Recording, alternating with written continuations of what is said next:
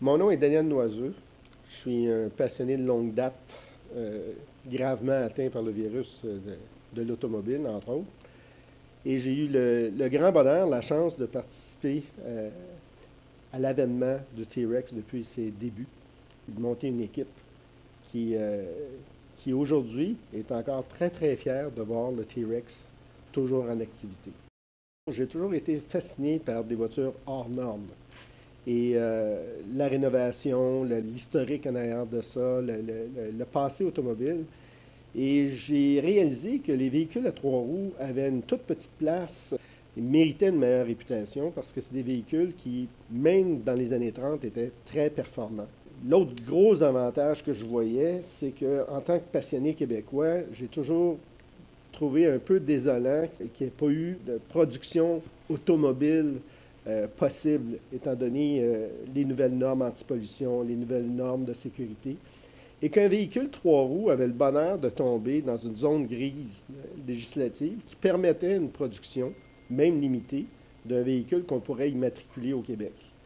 À partir de là, j'ai commencé à chercher les différentes façons de produire un véhicule à trois roues. Et la première idée, c'était de reproduire un Morgan trois roues des années 30, de le motoriser moderne et d'aller chercher un designer de talent pour réintroduire cette formule-là de véhicule à trois roues pour les routes du Québec. La première chose d'inspiration, évidemment, ça a été l'achat d'un Morgan trois roues des années 30 qui, malheureusement, était trop petit pour moi.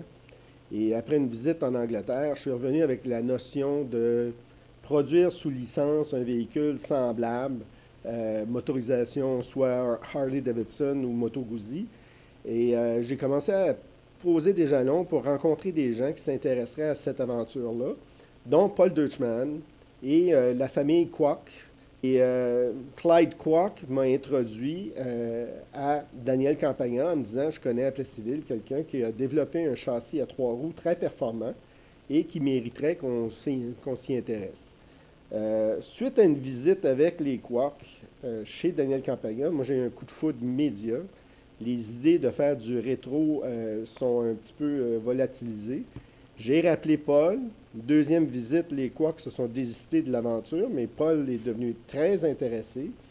Et on a convaincu Daniel Campagna de nous laisser jouer avec son bébé et, si possible, d'entrevoir une association avec nous pour en faire un véhicule de production.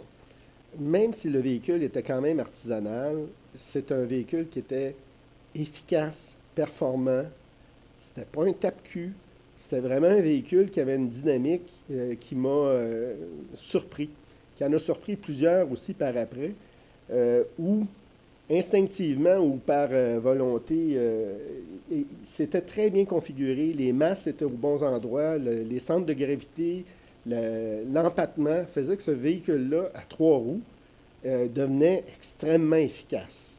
Et la sensation, pour avoir fait un peu de lapping en Formule Ford, en Formule 1600, la sensation d'avoir entre les mains un véhicule capable de me donner cette vitesse-là, cette efficacité-là sur la route, ça a été l'élément déclencheur qui disait que ça vaut la peine d'aller dans cette direction-là.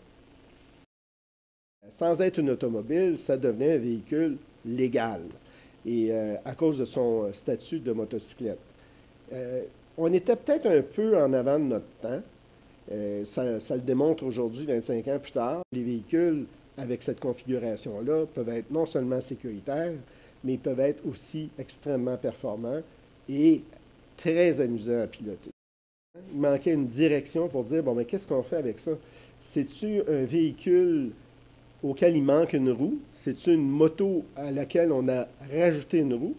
Et de réinventer ce genre-là, avec Paul, le mandat était, on va essayer de créer un objet beaucoup plus organique de reptile dans le véhicule. Ça m'attirait énormément. Puis encore aujourd'hui, je trouve que c'est indémodable.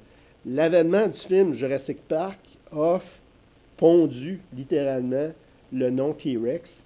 Et encore à ce jour, je trouve que c'est totalement adapté. Le T-Rex a révolutionné le trois roues, j'en suis convaincu. Les deux premiers T-Rex de production ont été un T-Rex jaune qui m'a appartenu et un T-Rex rouge qui appartenait à Daniel Campagna. Et la petite polémique à savoir qui était le numéro 1 et le numéro 2 dépendait de la couleur. Puis j'aimerais bien savoir un jour si, comme j'en suis convaincu, j'avais bel et bien le numéro 1 qui était le jaune et Daniel avait le numéro 2 qui était le rouge. Mais ça, c'est une question qui va peut-être rester sans réponse pour encore longtemps.